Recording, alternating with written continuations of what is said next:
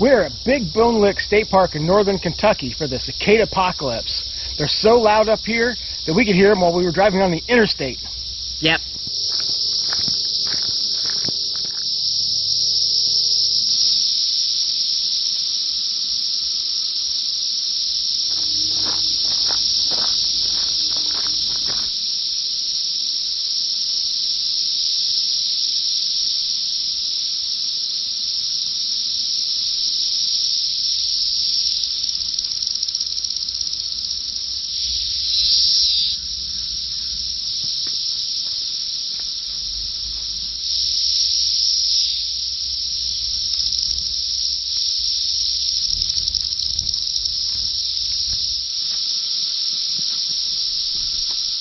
We might have got some hearing damage, but at least we got to experience them.